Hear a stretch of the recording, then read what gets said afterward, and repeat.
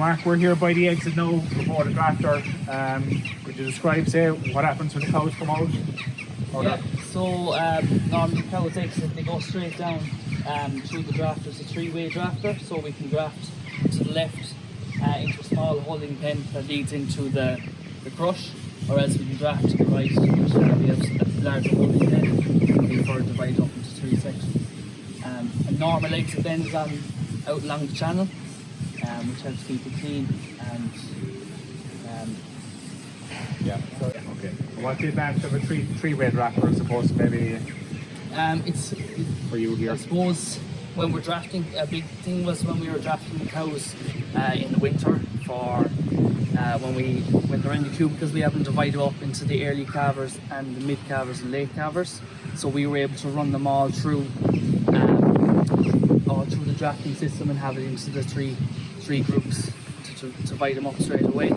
And I suppose, that's probably one of the biggest things, but it also just gives us the option if you want cows that you might need to inject, and you also want to draft some other cows for a different reason, you're not getting any stuff.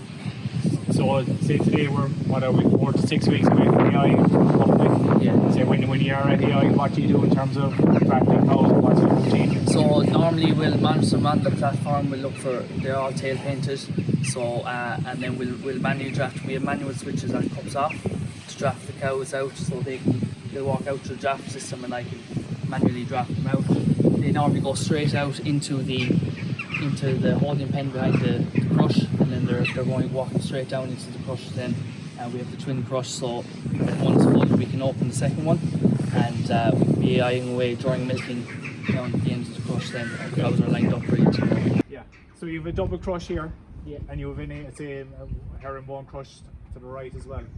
So could you talk through maybe the features of the crush here?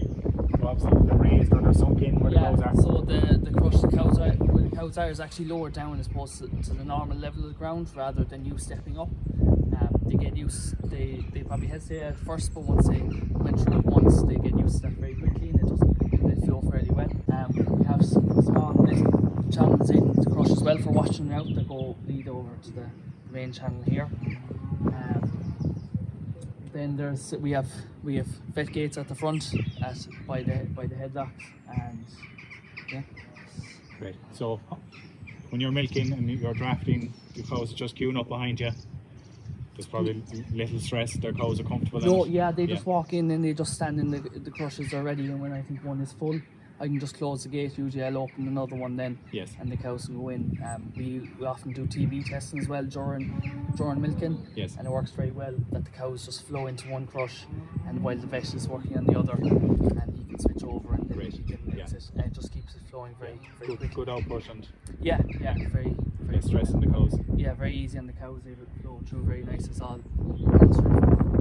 This gate here can swing over, so we can swing this gate over to here, so we can set it up. And we have another gate here then, so we can have it as a funnel into each one if we want. Yes. Or else we can have it completely open to the two as it is like here. Yes. But we can create a funnel into just one, Yes. which helps flow as better as well. Okay. So we're looking at a wide exit here then, say, as well here, so it's kind of an area parallel to the collecting yard. What would you use that for? The holding area out here is, we kind of use that for in the spring, so we can hold the main group in front of the back gate, we can hold another group behind. But if we have new cows coming in or any other additional groups, we can hold them in this pen.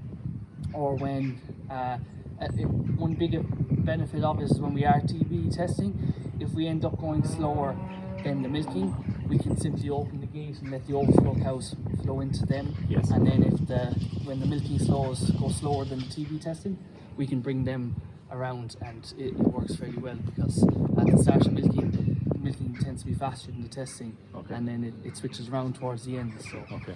How many cows can you fit in your collecting yard? In the main collecting yard is a 450. Okay, very good. And you're cleaning it then with a manual scraper or an automatic scraper? Yeah, the back gate has a scraper on it that drops down, and there's a slat tank at the back then. Okay. Is that timed, or how is that operated from the There's parlour? just 3 switches inside in the parlour. So one switch, you can see the pillars in the collecting yard. One switch will move it forward just one span between the pillars, and then our switch will move it 2 if you want it to come a little bit faster, and then it'll automatically stop. And then the third switch will continuously move it until it reads that it's finished at the back. So we Right. generally hit that at the end, then at the end of milking when you're finished, for it to script the area. Have you hoof trimming then? Where would that happen typically if you had to We actually bring in have somebody? our hoof, a hoof crate. Yeah. It's actually on the eggs of our old crush. Okay. So we usually just draft cows and we can bring them over there. Right. We have it set up there. It works very well Great. where it is. Yeah, ideal. So you have a footbath then at the end? Yeah. So the cows can we foot bath straight out when they come out of the crush, or else on the eggs race we have a gate to swing across, and the cows can go out through the footbath then as much as we want. How often would you use it? About maybe once a week.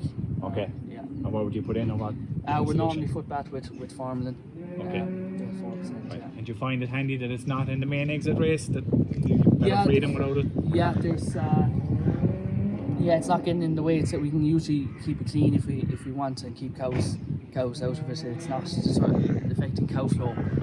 Just another thing I see, you have a lot of squeeze gaps or land escapes or whatever. Do you find them useful in the project? Yeah, they're very important. It was pointed out to us when we were building that we need plenty of them. Yeah. It just makes flow very easy. Yes. Then you can go on the outside or in the middle, wherever you want. You don't have to come over gates. Yes. And it does work very well. Yeah. It's It's very safe, easy and it's to get. safe as well. It's safe, safety yeah, feature in quickly itself to as get well. out Yeah. of the yard. So Yeah.